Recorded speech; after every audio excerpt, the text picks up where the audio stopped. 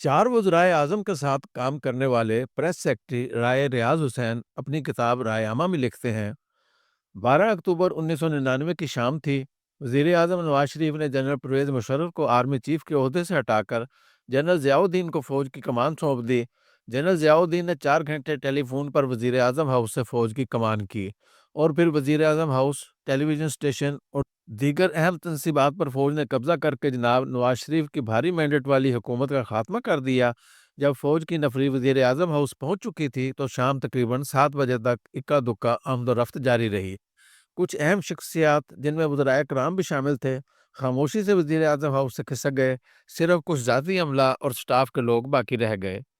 जब सूरत हाल अयां हो गई, तो मियाँ नवाज शरीफ रिहाइशगाह वाले पिछले ड्राइंग रूम में चले गए। इनके साथ शहबाज शरीफ, सईद मेहदी और चंद स्टाफ के लोग मौजूद थे।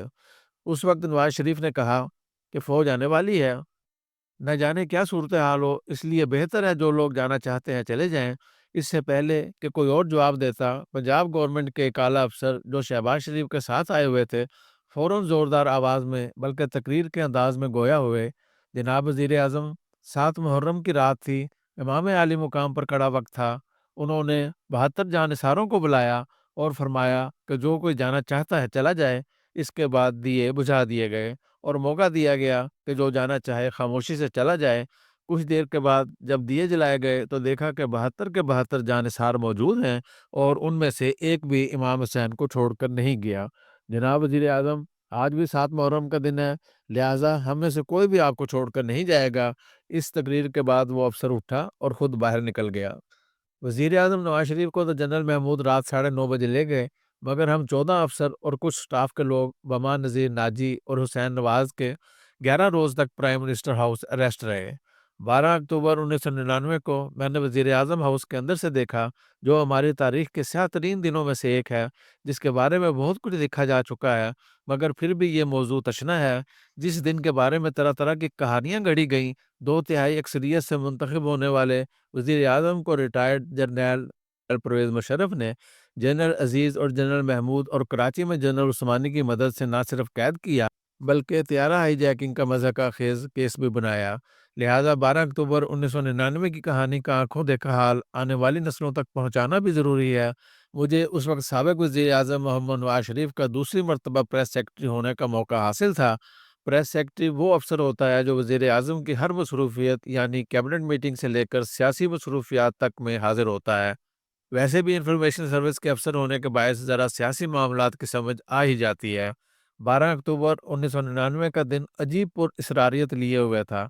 उस दिन मियाँ साहब को शुजाबाद जाना था। मुख्तलिफ अफवाहों के दोष पर 11 अक्टूबर की रात 1 बजे टेलीफोन पर वज़ीर आज़म हाउस प्रोटोकॉल से शौकत अब्बास ने इतला दी कि सुबह आपने साथ नहीं जाना। इन नौकरियों में किसी दिन का पता नहीं होता कि कब आप फारिग कर दिए जाएँ।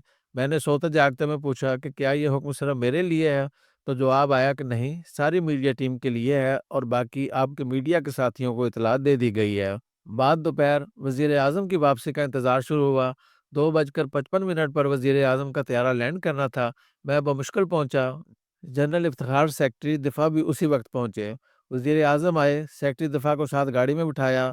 मुझे फ्रंटियर पोस्ट की खबर दिखाई, जिसमें छपा था कि जनरल तारिक परवेज़ को इसलिए फारिग कर दिया गया है कि उन्होंने वज़ीर आज़म नवाज शरीफ से मुलाकात की थी।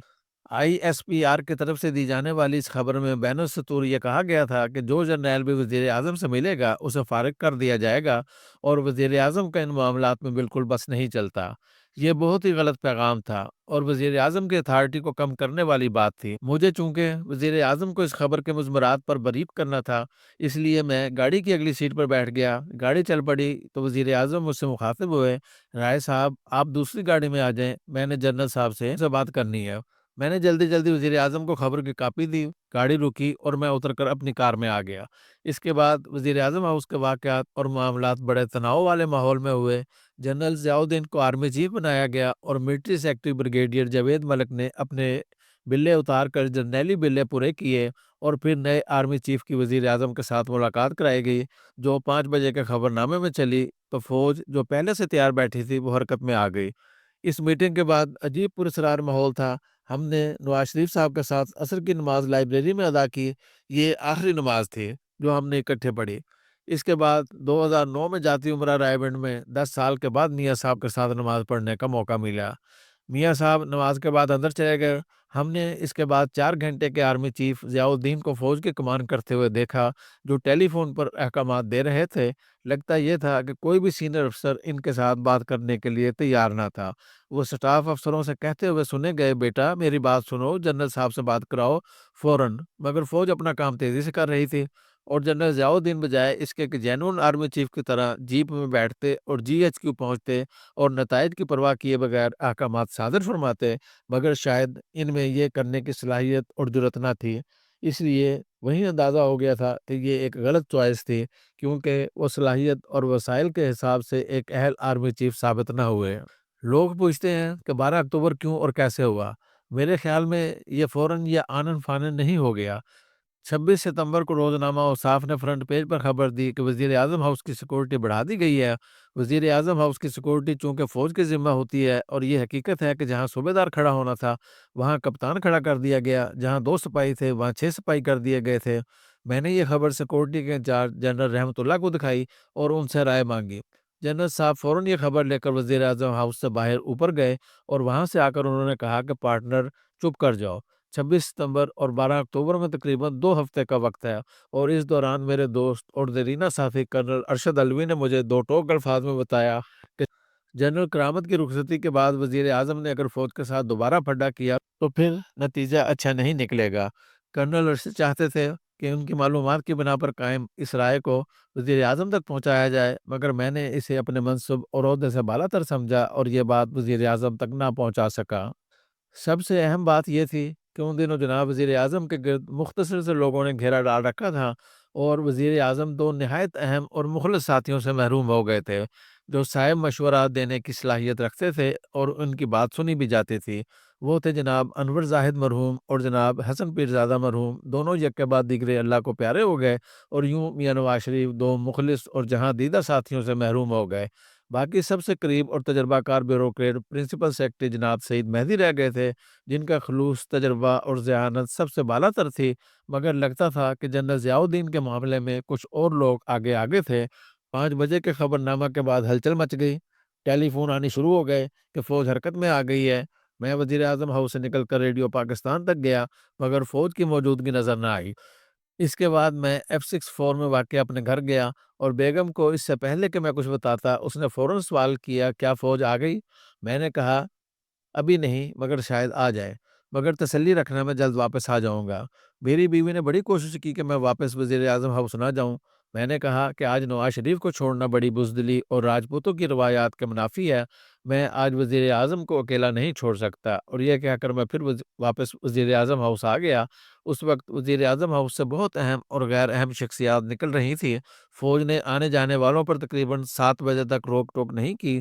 4 گھنٹے کے آرمی چیف موبائل فون پر وزیر اعظم ہاؤس کے پورٹ سے حالات کنٹرول کرنے کی ناکام کوشش کر رہے تھے۔ راجہ نادر پرویز اپنے کزن جنرل طارق پرویز کو مبارکباد دے رہے تھے کہ دیکھا سب ٹھیک ہو گیا، اور اس کے بعد خاموشی سے کھسک گئے۔ اسی دوران ملٹری سیکرٹری جاوید ملک اور چیف سیکورٹی افسر پرویز راٹھور ٹیلی ویژن اسٹیشن پہنچے۔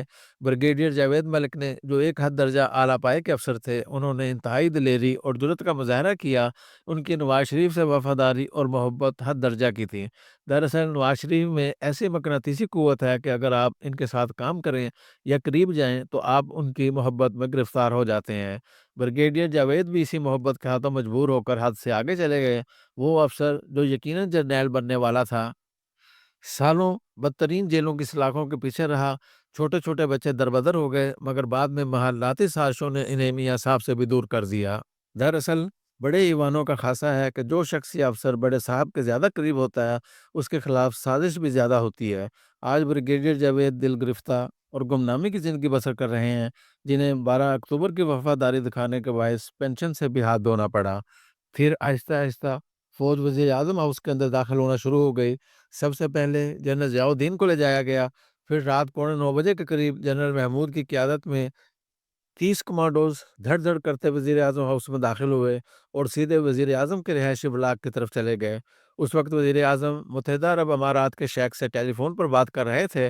انہوں نے ہر درجہ پرسکون رہتے ہوئے گفتگو جاری رکھی تو جنرل محمود نے وزیر اعظم سے مخاطب ہو کر کہا کہ sir, I would request you not to talk on tele phone.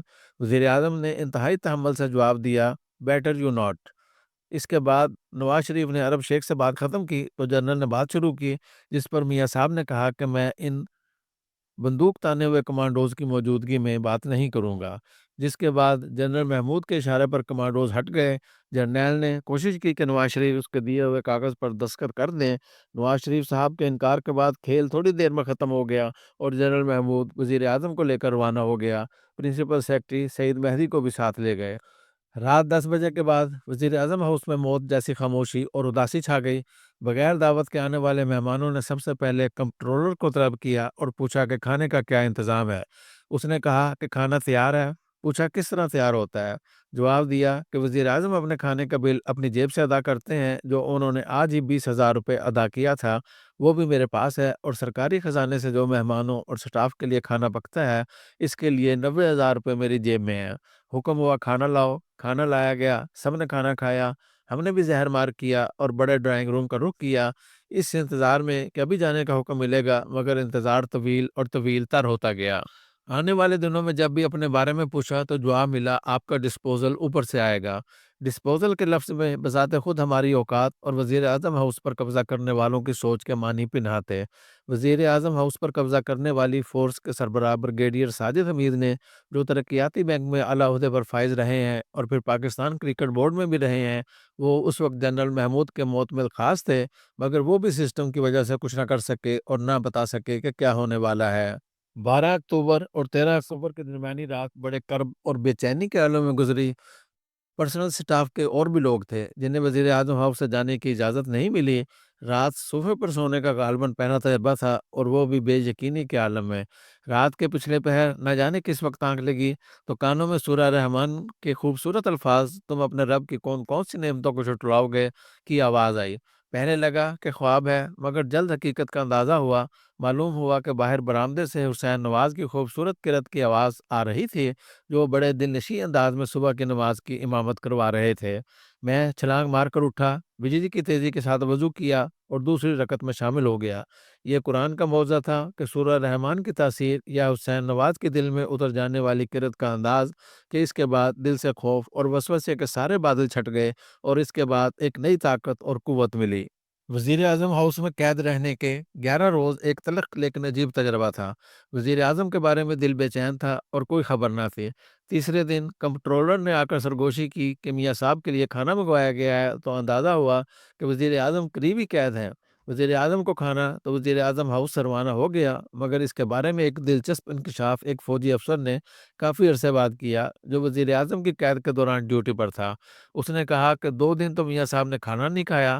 تیسرے دن انہوں نے اپنا کھانا وزیر اعظم ہاؤس سے منگوانے کا کہا تو ڈیوٹی پر موجود افسران خوش ہوئے، بقول ان کے کہ آج تو روسٹ سلی پائے اور ہریسہ کھانے کو ملے گا، مگر کھانا آنے پر ان کی مایوسی کی انتہا نہ رہی جب ابلے ہوئے چاول، شوربے والی مرغی اور مسور کی ثابت دال پہنچی۔ انہیں یقین نہ آیا کہ نواز شریف یہ کھانا کھاتے ہیں، وگرنہ میڈیا تو کچھ اور بتا رہا ہے۔ اس کے بعد نواز شریف اور ان کے ساتھیوں اور ساتھ کام کرنے والوں نے بے پناہ مشکلات کا سامنا کیا۔ اگر نواز شریف جنرل محمود کے دیے ہوئے کاغذ پر دستخط کر دیتے یا اس وقت کے غاصب جرنیلوں کا کہا مان لیتے تو آزاد ہوتے۔ بے پناہ مشکلات، قید اور پاکستانی تاریخ کی پہلی جلا وطنی نہ جھیلنا پڑتی، مگر انہوں نے اصولوں پر ڈٹ جانے کا فیصلہ کیا اور مقبولیت اور عزت کے 7ویں آسمان پر پہنچے۔ قومیں اصولوں سے بنتی ہیں، وبائے قوم نے اصولوں کے ساتھ سیاست کی۔ نواز شریف نے وہی کیا جو قائد اعظم کی تعلیمات تھیں۔ کارگل میں عاقبت اندیش جرنیل نے جو کیا وہ ایک خطرناک کھیل تھا اور انتہائی کوتاہ اندیشی اور ٹنل ویژن کی ایک مثال، بری پلاننگ کی بدترین مثال۔ شہید ہونے والے فوجیوں کے پیٹ سے بعد میں گھاس برآمد ہوتی رہی، جو نہ صرف اسلحہ نہ پہنچنے پر مارے گئے بلکہ راشن نہ پہنچنے پر گھاس کھانے پر مجبور بھی ہوئے۔ جنرل مشرف نے کارگل پر قبضہ کے بعد فوج کے ساتھ سینہ پھلا کر کہا کہ ہم نے دشمن کی شاہراہ پر قبضہ کر لیا ہے اور سپلائی لائن کاٹ دی ہے۔